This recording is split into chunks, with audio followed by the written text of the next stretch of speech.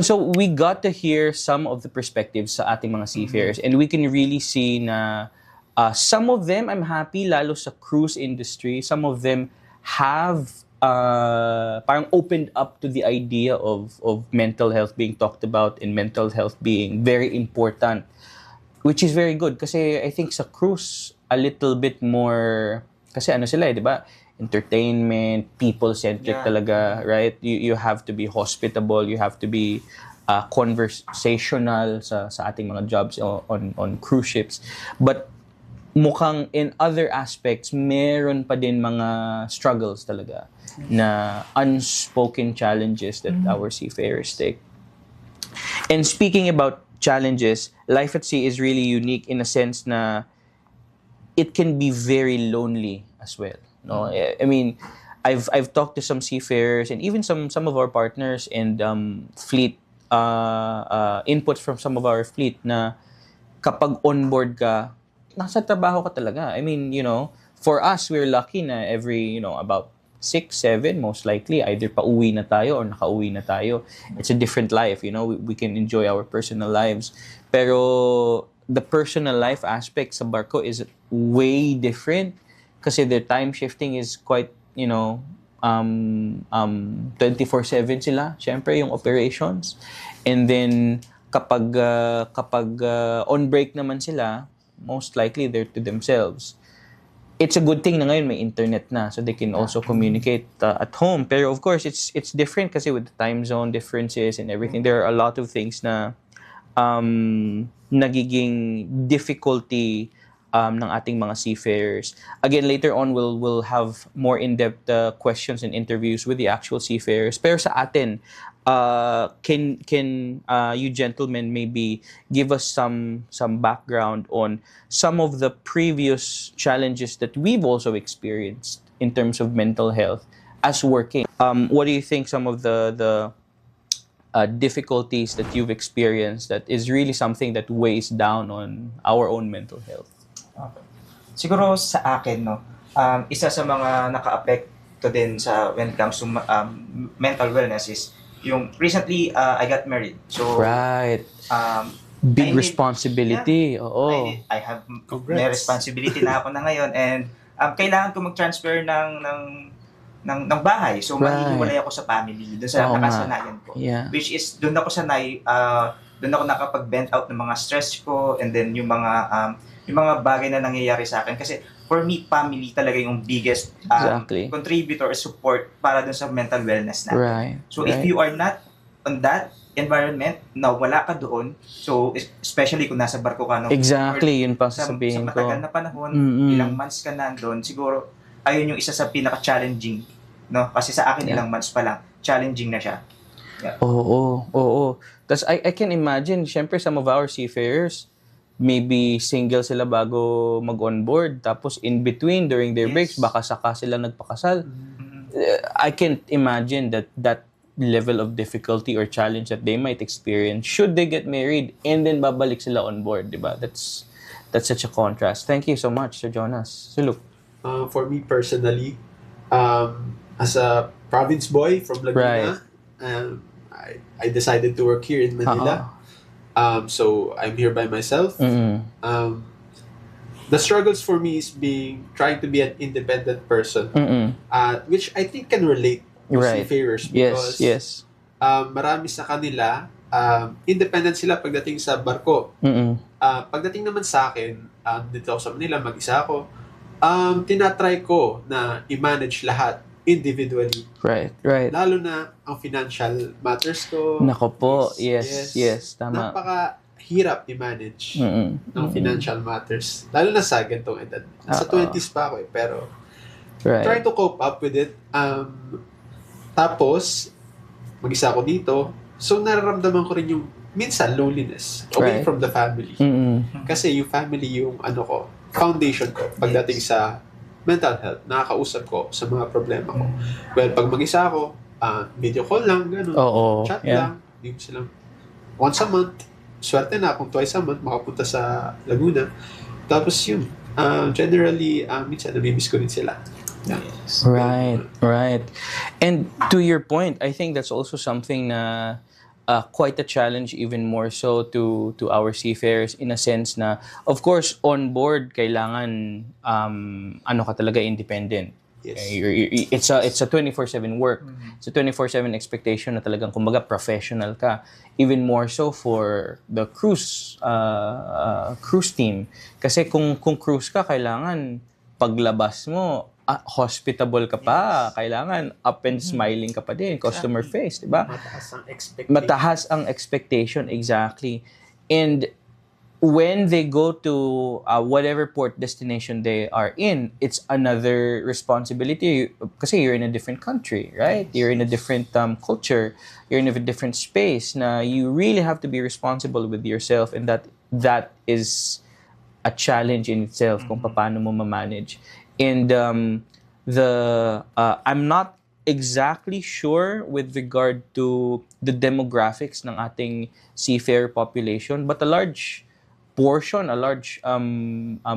ng ating mga seafarers are around the 20s, no? Yung talagang either first time na nag-go on board, well, majority most likely for first time, but a lot of them most likely are also vying to, be captains and officers and chief mates later on, and tawag dito, chief engineers and officer engineers din later on.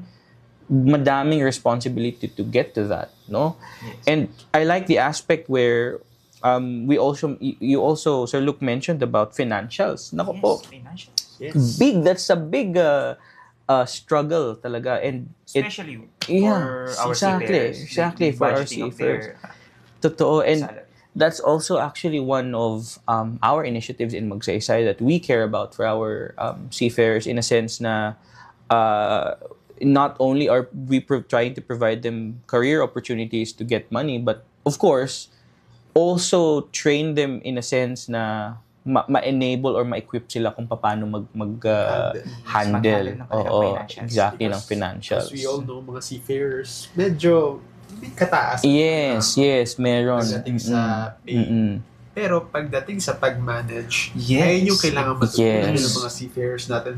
Paano, in the long run, pag gusto ko na mag-retire. Right, exactly.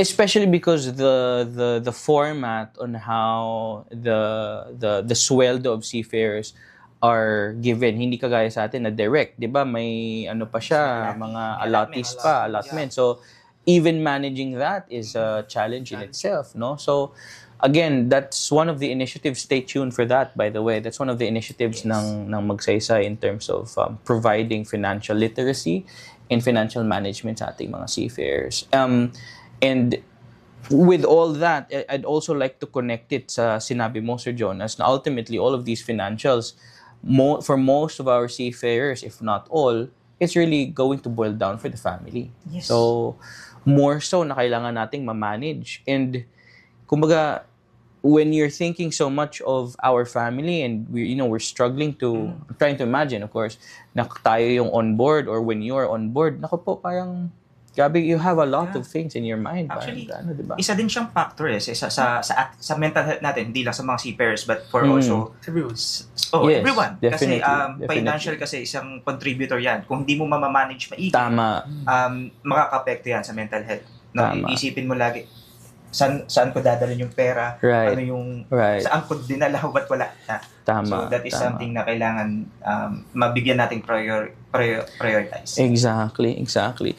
Lalo na yun na nga, it's the landscape or the format kung paano yung mga sweldo and even the amount of sweldo is it's much different from ours. Yes.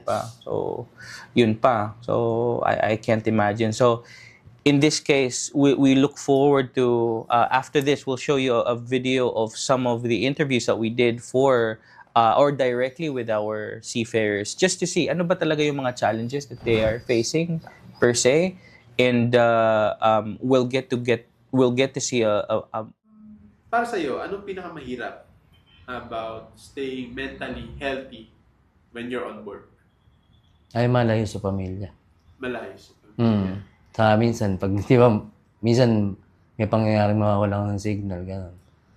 Parang mamimiss mo sila. Pero hindi naman madalas, minsan. Minsan lang po. Okay. Apart from that, what makes you feel stressed or anxious while working? Ganyan nga, sa mga kasama. Minsan, di mo na trabaho, papasa pa sa'yo. Ganun. Okay. Kaya, nai-stress ka. Kailangan yung matapos yun. Kaya gagawin mo na lang. Kasi kasama ka rin sa papagalitan, lalo pag grupo kayo. Hindi ka naman makakatanggi, di ba? Hindi ka na makatanggi. Baka- Kahit di mo position yung gagawin mo na yun. Pero kaya mo, gagawin mo eh. Baka may masabi pag hindi mo ginawa. Mahirap na makapag-usapan ka pa. Minsan nga yung papagawa sa'yo, wala na sa position mo, mas mataas na yung dapat gagawa nun. Pero ginagawa mo. Gagawin mo pa rin. Ano sa tingin mo ang pinaka-difficult sa experience ng Marino in terms of mental health, sa experience nila sa ILIT? Ano ba yung pinaka-difficulty na experience that's related to mental health? Siguro with internet na ba o without I internet? think pwede natin sabihin with internet na kasi ngayong With internet kasi minsan yung sobrang internet naman, 'di ba? Nag-overload yung tao. Siyempre, hindi naman all good yung internet eh. Kita mo. Siyempre, ang iba kasi oras ng trabaho, oras ng tulog, nag-internet pa rin. So, less na yung pahinga.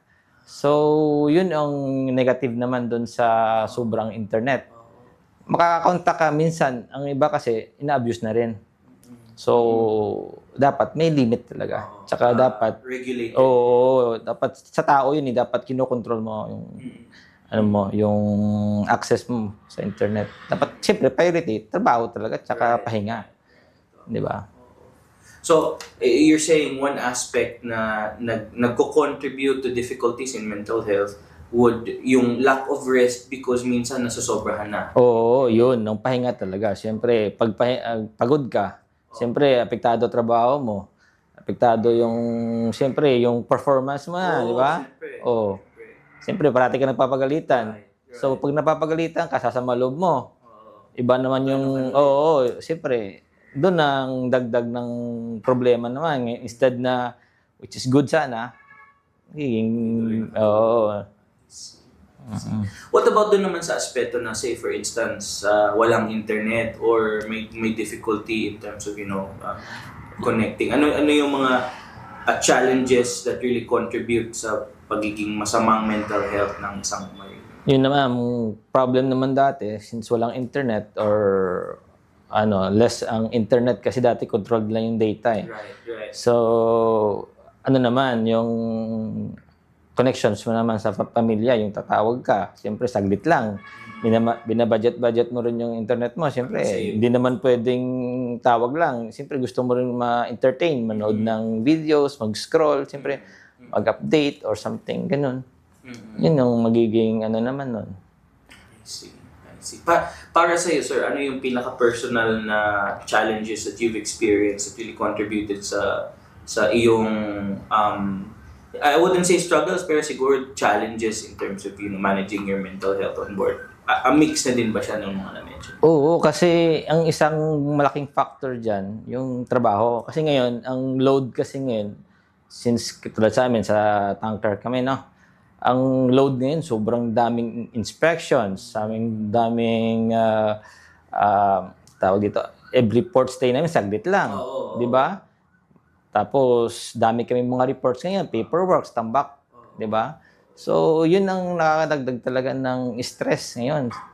Maliban pa sa kasi minsan, okay lang sana yung trabaho, pero minsan, yung may time, need mo i-pass sa ganong date or every end of the month, okay lang yun, monthly. Kasi yung minsan kasi yung mga may time constraints, yung minamadali kayo ng Kailangan ngayon. kailangan now na. Di ba ganun? Ganun yung mga nagkakakos talaga ng stress.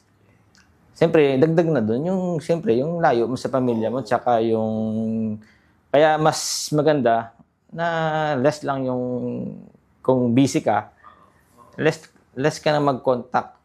Hindi naman sinasabi na less, no? Yung kontrolin mo yung kasi pag alam mo lahat na nangyari sa bakasyon sa atin sa Pilipinas, dadagdag yun sa dagdag stress yun kasi ano yun eh, yung dagdag, ano ka na, loaded ka na sa isip mo sa trabaho. Ngayon, dagdagan pa ng problema sa Pilipinas. So, ma-overload ka talaga nun.